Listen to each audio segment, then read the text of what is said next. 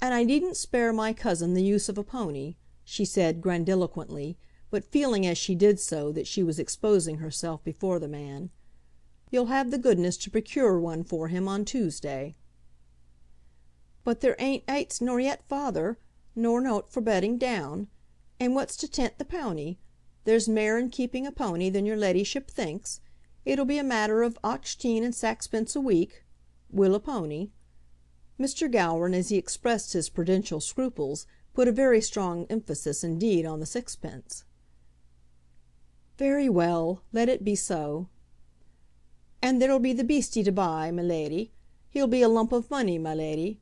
Ponies ain't to be had for nowt in Ayrshire, as was ance, my leddie." "Of course I must pay for him." "He'll be a matter of £10, my leddie." "Very well." "Or maybe 12, just as likely."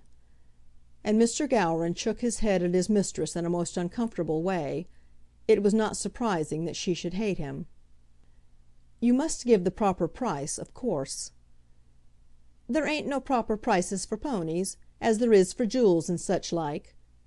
If this was intended for sarcasm upon Lady Eustace in regard to her diamonds, Mr. Gowran ought to have been dismissed on the spot. In such a case no English jury would have given him his current wages. "And he'll be to sell again, my leddie?" "We shall see about that afterwards." "You'll never let him eat his head off there a winter. He'll be to sell, and the gentle'll ride him, maybe, ance across the hillside, out and back. As to the grouse, they can't catch them with the pony, for there ain't none to catch." There had been 2 keepers on the mountains, men who were paid 5 or 6 shillings a week to look after the game in addition to their other callings, and one of these had been sent away, actually in obedience to Gowran's advice, so that this blow was cruel and unmanly. He made it, too, as severe as he could by another shake of his head. "Do you mean to tell me that my cousin cannot be supplied with an animal to ride upon?" "My leddie, I've said nought o' the kind. There ain't no useful animal, as I kens the name and nature of, as he can't have in Ayrshire, for paying for it, my leddie. Horse, pony, or ass, just whichever you please, my leddie. But there'll be a saddle." "A what?" There can be no doubt that Gowran purposely slurred the word so that his mistress should not understand him. "Saddles don't come for nowt, my leddie, though it be Ayrshire." "I don't understand what it is that you say, Andy." "A seddle, my leddie," said he, shouting the word at her at the top of his voice, "and a bridle.